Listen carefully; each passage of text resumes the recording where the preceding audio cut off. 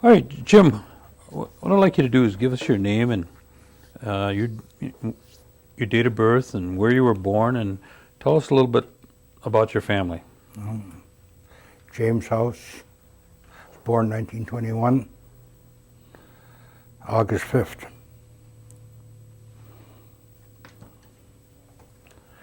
Where was the location? I was born in the town of Hobart, right off 54. What's the name of your parents? Alec House and Cornelia House. What was your mother's maiden name? Cornelius. Cornelius. And your family, your brothers and sisters? My oldest sister is Margaret, and there was Vera and Catherine and George and Pansy and Warren and myself. Or most of your family or all of your family born at home or in the Green Bay area? They were born at home. All of them at home.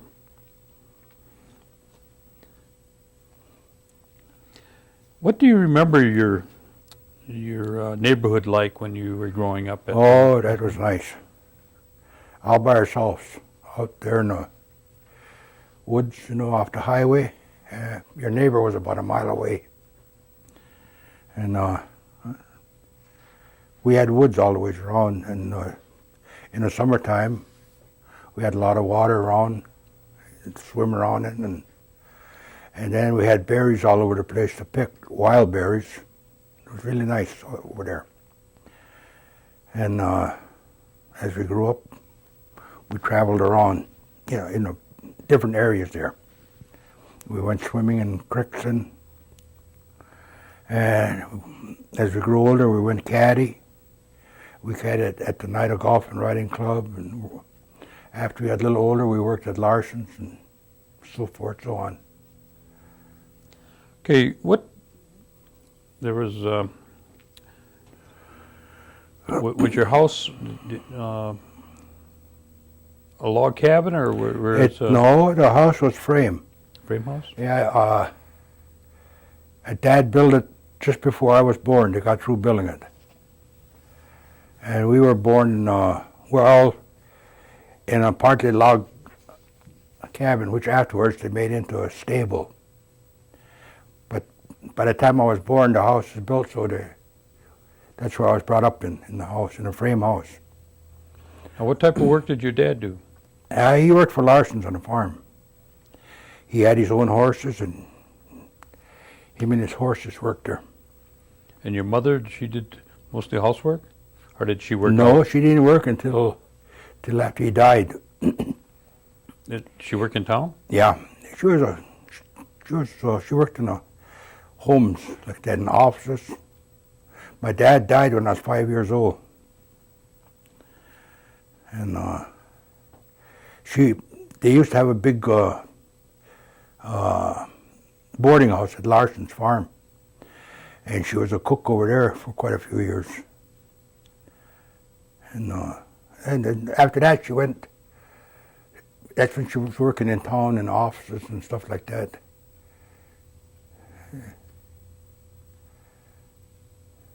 Did you have any chores that you had to do when you were Oh yeah, young? we took care of our little farm there. We had a couple of cows and a horse, and we had chickens and pigs and stuff like that. We had to feed and clean up and water them. The water hole was about a quarter of a mile from the house, and we used to have to take them over there in the wintertime to water them before we went to school. So you didn't have any running water in your house? No, not them days. What about electricity? None. Kerosene? Kerosene. Yeah. Well, what about the mantle lamp? Fuel, there's kerosene too in it. Yeah. What did you heat with? Wood. Did you do a lot of wood cutting then? Oh yeah, we had there was a lot of wood around there. I was lucky there was a lot of wood around there. What type of tools did you use? I mean, axe and saw? Yeah, we had axe, saws, and Stone boat and No, horses and we had a sleigh. sleigh? Yeah. How many cords would you put up in the winter? Oh, I don't know. We used to cut maybe a couple of cords, and then when it get low, then we'd cut again. See? Oh, you wouldn't cut too far down the road. Oh, you'd be in the woods all the time, cutting. So your closest neighbor was a mile away? Hmm? Your closest neighbor was a mile away? Just about. Yeah. Well, yeah, it's about a mile. Either way, some are a little further. And well, we stayed back there until 1940 when it burned down. Then we traded that place for the place where my sister Kate lived. Where was that location? Right there on County Trunk U and J, right in that triangle. Oh, okay. Across Columbia, where your brother lives, right across. Mhm. Okay. And yeah, we just traded places, then we remodeled it.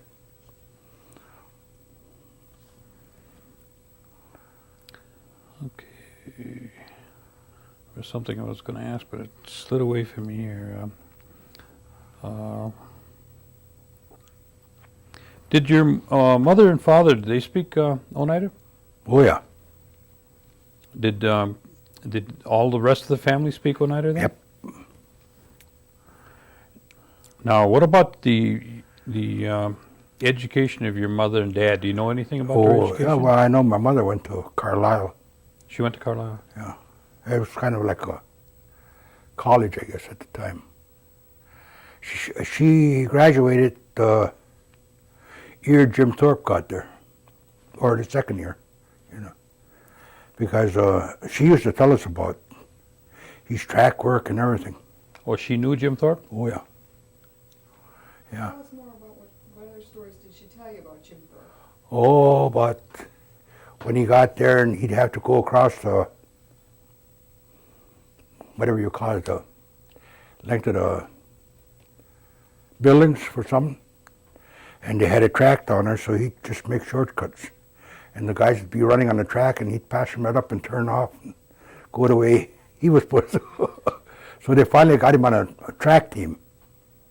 That's how he become to get in that. Then he used to go to the Olympics all alone, you know. He was representing I think she said it was a five-man team.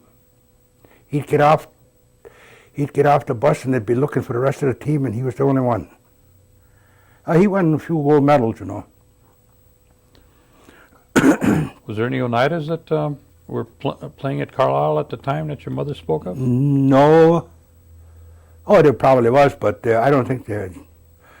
I think Tom Danford went there for a while, but most of his time was spent in Hampton. And a few of them other ones there, forget the names, but none of them were in sports until after, I think around 1915 or something like that, when Frank Summers and some of them went there. Do you know if, what education your father had? No, I don't know. Okay. Did your mother tell you any other kind of stories, special stories that you can remember as a child, or did you have time to work on any crafts or? No, we never worked on crafts. We in the summertime we'd go picking berries to can for the winter, you know. And we had a lot of chores, you know. You had to spring you had to plow and like that. In summertime you out there taking care of the field, out there weeding and cultivating, you know. You didn't have no time for that stuff. Was there any basket making at all? No. No rug making? Did your mother make rugs? Nothing. What about the clothes? Did she do a lot of sewing and? Oh yeah, she did. Yeah. And let's see, no. In the wintertime, we always shelled our own corn for our winter food White corn? white corn, for our corn soup and cornbread, and then also for the chickens. We never had much time for anything, and at that time you didn't have no radios or anything, so you were in for the night, and you had a little work before you went to bed. Was the transportation, Oh, bad. tell Your us feet, about it. Okay, okay. your feet only. And once in a while, our cousin would bring his horse over, and then we'd make a team, and then we'd go sleigh riding. That's about the only time, though. And well, before my dad died, we used to go to Christmas Eve Mass, in the sleigh, like that. But after that, then we used to walk where we wanted to go. And that was way up into the 30s, about 36, and then before anybody got a car. George got a car, and we did a little ride now and then. You talked about fishing. Was there any fishing around where you were at? Oh yeah, there was a lot of fishing around. Back then, there was all kinds of fish in them rivers, creeks. Even these ones down Overland Road, you can see where they are in the spring, but in the summer, they're not there. But there used to be all kinds of fish in them. This little creek that runs back over here, that little one, there used to be a lot of fish in there. There used to be perch and everything in there. We used to go over by Jerry Garsol's and catch them by that bridge. There used to be Nordens in there and pickerel, and and we used to go down by Duck Creek there, back there, and we'd go get the clams and those little crabs. There you just ate the tail in them. Mm-hmm. Tails were about that long, so big. What about the suckers? Hmm? What Yeah. about the suckers? Oh yeah, in the spring of the year. Tell me what would happen when there would be a sucker run, the way you remembered. Oh well, we'd all go down there, and some up here, and some down there. But most of the time they did their fishing back of between Larson's and Chambers. There was regular fishing like a ledge. The water wasn't deep, and a lot of rapids, and about that deep, just so they could swim. So that was the best place. But if you used the net, then you went into the deep holes, where you could get them. They used dip nets, and they used I used to call them fence nets, all the ways across. And nobody ever bothered nobody back then. You talked about the time when your family would take a wagon. Oh yeah, they took the wagon. Well, the neighbors did. About maybe 5, 6 neighbors, and they'd set the wagon right into the creek, and the horses on it, and then they'd dip or use the fence net and take them out and throw them right on the wagon. When they filled up, they left, and that was enough for a whole year. What would you do to put them up when you got home? Well, the neighbors all got together and they cleaned them, scaled them, gutted them, salted them, dried them, pickled them, and smoked them. They did all that. And well, the dried ones were put away. They usually they hung them in the attic where it was dry all the time. And then when you wanted any, you just go up and get any, and get some and put them in water a little while. They were kind of like dehydrated, I guess, because they'd get back out, fill out. And everybody used to do that back then. Now you talked about the chores that you had to do, and the long distances. Where did you shop in terms of when you had to go to town? Did you shop in Green Bay or Oneida or? Most of our shopping was done in Green Bay. You had make arrangements to get it home either way you went. So, as long as you had to pay them, you might as well go where it's cheaper. So that's what they used to do. What do you remember Oneida being like at that time? The stores of the Well, or the we hardly come businesses, around or- Oneida. We lived way back there, see. We never come around Oneida till we was about maybe 13, really, 12, 13 years old. And then we used to stop up there. They had that little old, I don't know what the heck it was, post office. But they used to have pictures in there where you put a penny in and turn the handle. You know, then it was just like sitting in a movie. But I don't know, you got about a minute of that, turn the handle, so it looked like just like a film was running. Westerns, you know. Otherwise, you went to Green Bay to shop then. Yep. All What was it like in Green Bay at the time? Oh, well, you had to stay close to the old people, otherwise you got lost. So it was so big, you know. The only thing I really could remember is going by those theaters and where the ticket seller was. She was so made up, she looked like a wax doll. You remember that? Or even, boy, they wouldn't even smile, crack their face, otherwise their makeup would come off. This was at the picture shows? Yeah, the ones who were selling the tickets. How would you get into town? Would you Hitchhike. hitchhike? But when we went with my ma,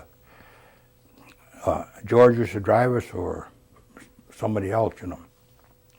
She'd go and do the shopping, we'd go along, and well, you didn't get too far away, otherwise if there was anything extra, you were out. Any candy or you were out.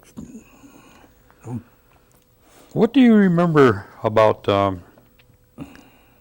occasions like Christmas or New Year's or 4th of July or Easter? Were there those any kind of special days? Oh yeah, we always had a nice Christmas.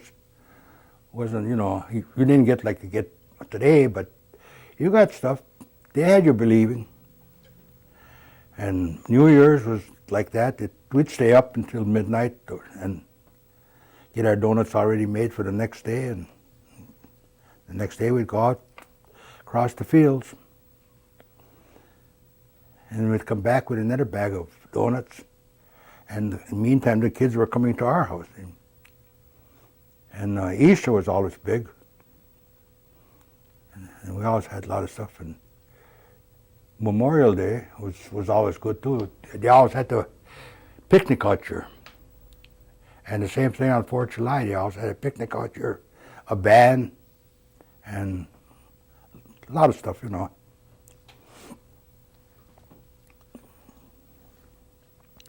Now, when did you or where did you go to school?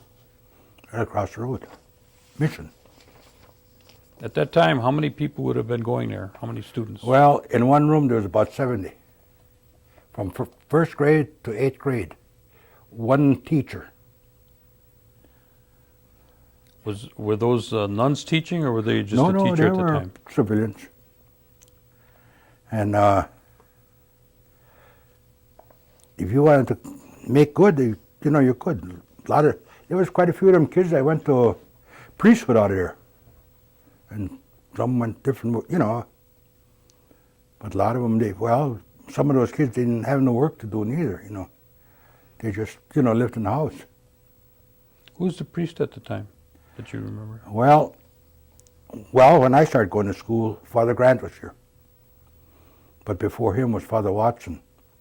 Father Watson baptized me, and Father Grant confirmed me. How big of a role did the church play in your family? Well, Like a Sunday, was that a regular church day, or? no, not really. For the Well, my mother and them, yeah. If you had a ride, I'll let go, you know. But in the wintertime, you could hardly get here, you know. No snow plows, no nothing, so you, very much. But after that, like I say, after we was about 10, 12 years old, in Lent, we never missed a service at night. They had Wednesday night, Friday night, and Sunday night. And we never missed, all during Lent. Come out of church one night, and the ground was just soft like it is. When you come out, stations across used to last about half an hour, 40 minutes. And we come out, the snow was right up to our knees. And everybody had Oxfords on, tennis shoes or something like that, you know. It was nice and warm when we come in. And then it was blowing out there and it got cold, you know. No, it was really bad then. There was a lot of things like that. And then sometimes we got out and then it was raining. And then, you know, you didn't stop to play any place. You had to get out of it. You went all the way home right away. What, did you go to school after you went No. to the mission? No. Did you go to work after you Yeah. left? Went to work. What kind of work did you do? Well, we started off on a farm. There wasn't much work back then. Even in Green Bay, there wasn't that much work. But as we got older, then went into Green Bay, and then had a lot of racial problems in there. In what way? Can you tell us about some of those? Well, they wouldn't hire just if you had some kind of a, you know, if you knew about working on construction, then they'd hire you. But they wouldn't hardly hire anybody. Or they'd hire you in a paper mill. Some of them, not very many. I think up to the time I went in service, there was only about 8 guys working in the paper mill from here. And the rest were working on the farms and on the docks. Did you ever work on the docks? Oh yeah. Why don't you tell me about the work there? Well, we unloaded the decks and the holes on the pulpwood. We unloaded sugar. We unloaded flour. We unloaded paper pulp at Fort Howard Paper Mill. And cement. That was hard cement, dirty. Got in your nose and your fingers wore out. You had to get a really good pair of gloves. You know, and then you'd have to lay it in your hand because with gloves on you couldn't hang on next. So you try to get a hold of it and not let it slip. Otherwise, your fingers were worn right down. You should have had that kind of job as a crook. No fingerprints. There was a lot of Indians working on the dock. Yeah. And there was mostly Indians on the dock. And it was like 65 cents an hour. But if you went on a cement boat, you got a little more, and if you went on a paper pulp, you got a little more, and sugar. But those were all killing jobs. What about working on the hides? On what? Did they have hides that they loaded? Yeah, we loaded the pulpwood and was sent to Kimberly and Clark on a train. Okay. But the crane, they had a crane on the dock, and they'd let down and pick it up and take it over there. Then you'd have to straighten it out and see that it wasn't hanging over the sides. How long did you work there before you went into service? Oh yeah. I worked there from 39, I guess, until 42. I went in the Army in 42. Why don't you tell us, can you tell us a little bit about your going into service and coming home? I went into service in 1939, in November. And then they gave me a medical discharge. So I come home. Then in 1942 they drafted me. See that? And I told them about it, showed them my discharge, and I had to say somebody else's kid, you can go. So they drafted me, and I fought them all the ways doing while I was in service. So when I come out, I thought I'd see what the hell I could get. And I still haven't got nothing for having a medical discharge. And I didn't even yell about it. I just showed him my discharge, and told him, I said, I shouldn't even be standing here. Well, we can't do nothing about it. It's always the excuse, I went up and I talked to the general, and when I was overseas, he just says, that's too far back for me to argue. That's all he said. So I stayed 3 years overseas. Then I come home. Where were you, in the Pacific Yeah, or in I was in the Europe? Pacific, In yeah. the Pacific. Did you run into any other Oneidas? Yeah, just one, Pete Williams. And that was just right before I come home, a couple of weeks. But I was on when we first went over, they let us all off at New Caledonia. It was that was a replacement depot where they had about 20, 30,000 men laying around. And any time they were short, all they do is radio back, tell them they need infantry or artillery or to fill in. They come pick you out and send you. And they had the Navy and the Marines laying there the same way. Whenever they were short, that's where they called us. See. Then after a couple of months, they moved us, and then I ended up in Guadalcanal there and stayed there for about 6 months. Then they moved us to New Georgia group. So then we stayed there for about 9 months. Then they moved us to New Guinea. Then we stayed there about a year. And then they moved us to the Philippines. And that's where we come back from. What kind of a unit were you in? I was in artillery.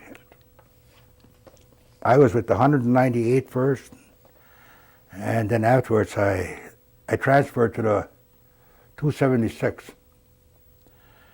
And they were just both just as bad. So I just stayed there then. When you were in there, did they make any distinction about you being an Indian? Any No. reference to that? No. Some of the guys did it for a while. But the only thing the officers didn't, the outfit we was with, it was a Southern outfit. And the Southern officers, they didn't like Northern guys. So we ended up on a short end. But the men, they were all right, them. And we got along good. I got along good with them. Whenever they got anything to drink, we got some too. But it cost us money. The Air Force would fly to Australia or New Zealand with a bunch of dirty clothes, and they'd come back loaded down with booze.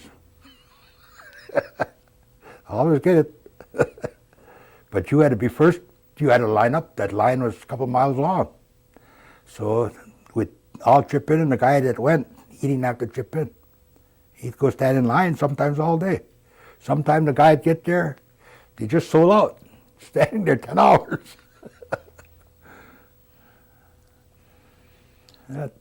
You look back at it now, it's fun, but that time it wasn't fun, you know. Once you came home, what was it like when you came home? Well, it was just like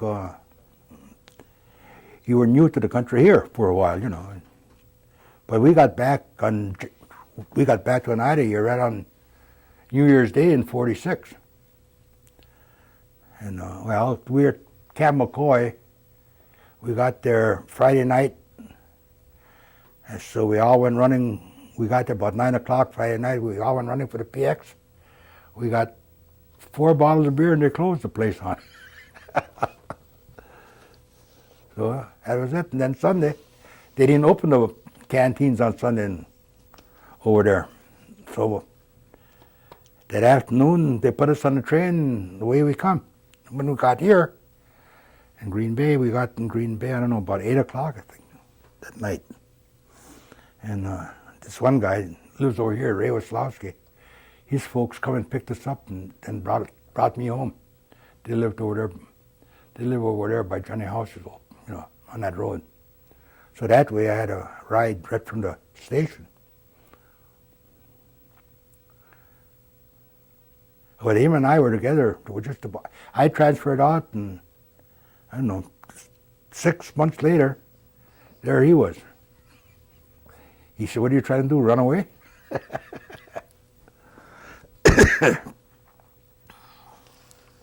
What kind of work did you do when you got back from the service? Well, I went back on the docks for a while. And then I got a better job it was better on the docks. A little more money than the construction at that time. So then I met a carpenter, and he says, you wanna come be my helper?" Yeah. And that was a little more money yet. But it was always the bad thing in the wintertime. They laid you off, in the last part of October. Back then, they never built outside like they do now, and then the inside they do in the wintertime. That's the way, they do now. So in '48, I left and I went to Chicago. Got a job there, and I couldn't stand that city. So I come back to Milwaukee and I got a job at Cudahy and Drop Forge. I was all inside, so I stayed there until '83, end of '83. I retired from there. Excuse me. So half of my life at that time was spent away from here. I put 35 years in there when I was 62, see, so. And I put 4 years overseas, So I spent over half of my life in Milwaukee. When did you get married? 49, Were you in Milwaukee then? yeah, What's your wife's name? Warreen. And what's her maiden name? Warreen M. Skendor. Her dad was A.M.I. Skendor and Jane Paulus. Do you have any children? Yeah, 6. Jimmy Jr. and Alec M.I. and Joy Marie and Lynn Ann and Terry Tim and Warren Forrest. They were all born down in Milwaukee? Yeah. Are they still down there, or have they moved Well, back up 3 of this them are way? there and 3 are here. But they were all baptized here and confirmed here. After your retirement, you moved back to Yeah, the I area moved here. back here. Where are you residing now? On Joni Circle. About a quarter of a mile where I was born. So you come full circle. Yeah, I got lucky. I've been retired just about 13 years now. Do you remember any stories from your folks, or any stories that you heard about the New York land claims? The what? New York land claims? Yeah. Too many of them. Just tell us one of them. Oh, they always said they'd get that New York claim. But I don't know. Every time they think they had it, they'd get another chairman. I don't know, disappeared someplace. I don't think none of them ever got anything. Maybe a little expense money, but it wasn't like it is now. Ralph, before you left here, did you have any recollection of the tribal government that was going on at the time? Oh yeah. What do you remember before, at that time? And what years are we talking about? About in the 30s. Okay. Mrs. Kellogg, she was the chairwoman at the time, and she was a cousin to my mother. So she used to go around asking the people with little farms to sell some so they'd have enough money to get to Washington, D.C. She asked my mother to sell a cow so she could get there. So my mother told her, she says, if I sell that cow, she says, I'll go to Washington, D.C. with that money. Nobody ever got nothing. There were all that the stories were when they got back, how they drank champagne. So, no use donating anything. So that's the main things that you remember about the tribal government at the time. That's it. Well, then when you returned from Milwaukee after your retirement, you've seen quite a bit of change. Oh yeah. What was the major things that you've seen in the changes? Well, that they were buying back land, and they had already taken care of this old seminary, is it? Yeah, seminary. They had bought that back, and they had gotten some other stuff.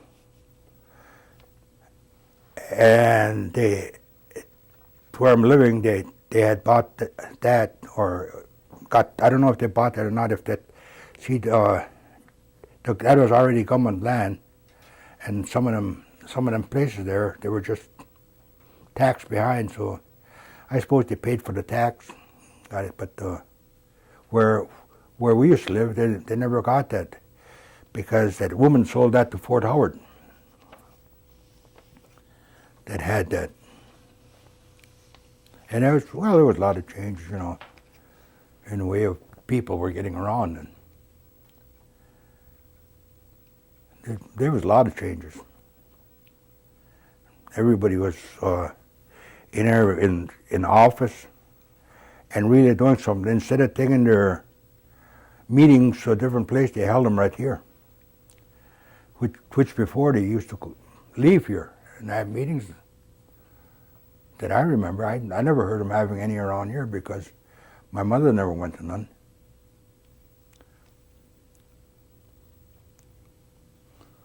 Of all the things that you've been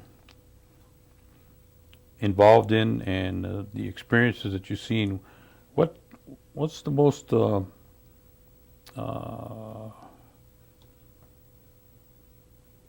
remarkable thing or event that you've seen or you felt that you've experienced that would come to mind? Well, 1941, I won the heavyweight Golden Glove championship, and I was the first United to go to out to tournaments. So that was a big year for me. Now there must have been something before that and after that. Well, there was really nothing before that. Well, you just didn't win the championship. You must have had to work up to that. Oh yeah. Well, I mean that year. See? Okay. That was. I fought in Appleton and won that one, and fought in Green Bay and won that, and then I went to Chicago. See. So you were a boxer with the Golden Gloves? Yeah. That's the really biggest thing. See. Mm-hmm. When did you start boxing? I don't know, like in '39. And, well, not very much. We used to go to casino and, stuff like that. When I was in the CC camp, I fought in Ladysmith and a place like that, But Was there a lot of boxers around at the time? Oh, Or yeah. A lot of activity? Yeah. Yeah, big guys, too. Then we went to Fond du Lac and Clintonville. Oh, we used to travel around. Was there a boxing team? Yeah, well, sometimes there was 3 of us, and sometimes there'd be 2, and sometimes just me. Who were the other 3? Well, there was guys from Green Bay. That Don McLonefoot, well, he's a Chippewa. He was from up Michigan. but he was making his home in Green Bay at the time. And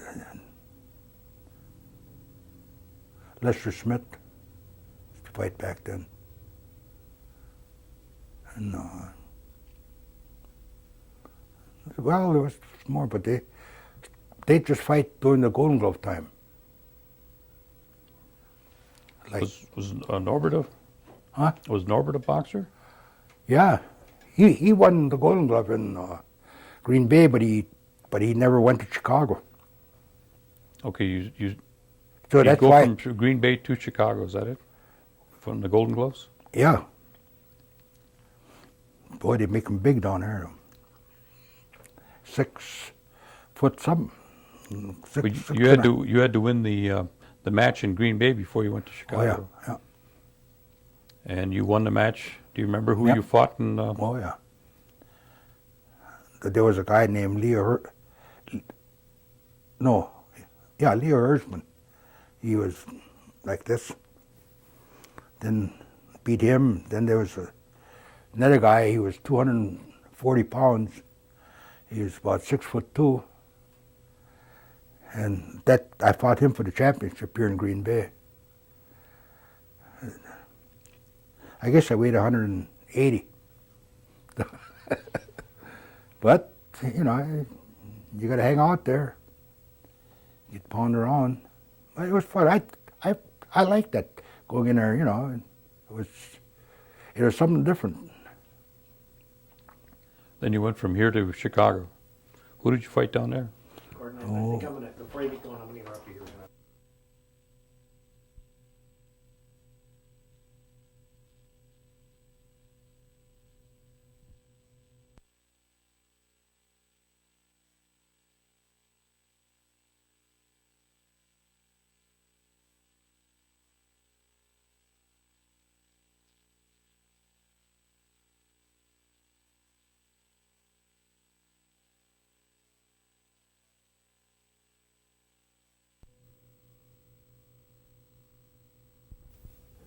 But see, he won, but he didn't go. That's why I said I was the first one Yeah.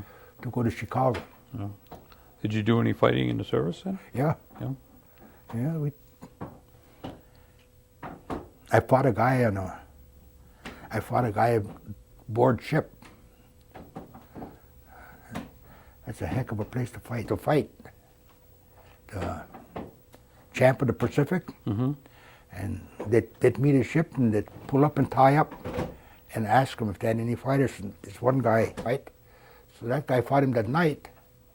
And the next day, this one little guy, he comes along and he tells him, he volunteered for me. Okay, Gordon, we're all set. Okay. So I fought him that next day, and we went 3 rounds, but I beat him on decision there. But it wasn't bad, but it was, you know.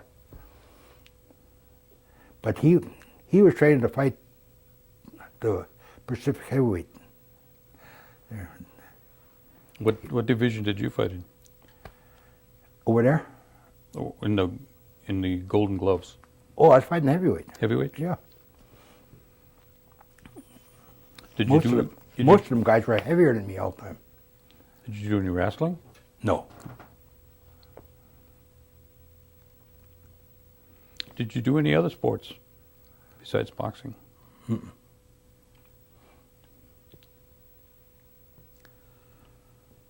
Okay, that's one of the things that stand out in your past. What do you feel or what do you say when the comment is saying is that I'm a member of the United Nations? What does that mean to you? It means a lot.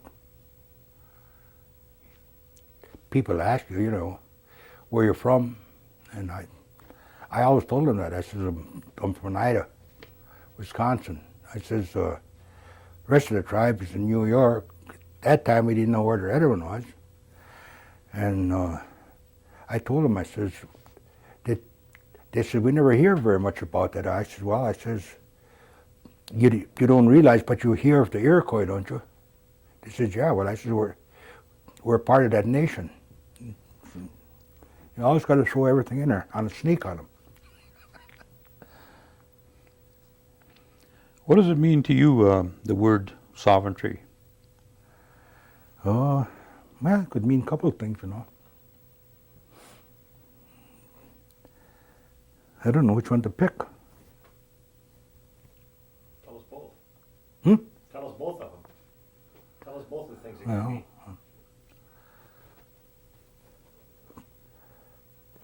one is to be proud of it.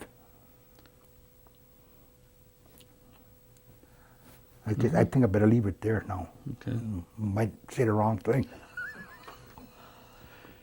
All right. You've been around the world. Yeah. Now, there's a lot of them that are coming behind you, your kids and your grandchildren, and a lot of other Oneida youth that are Yeah. here.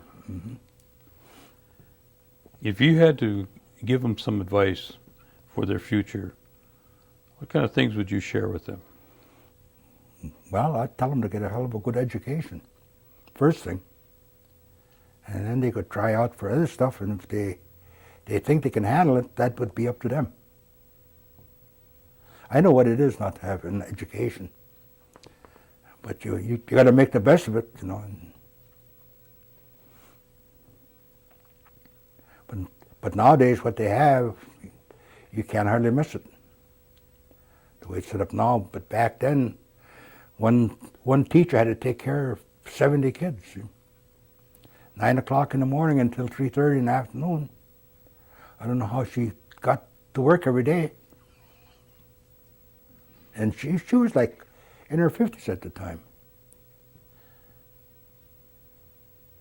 And then we had Father Grant come in for his afternoon.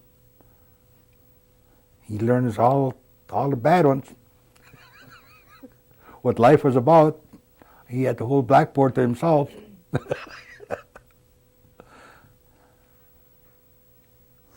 I guess Lee told you about that, huh? There were some stories, right? Yeah, he used to load up his car and haul him into town and have a hell of a time. Is there anything that any of you? I think you were pretty thorough. Jimmy, is there anything that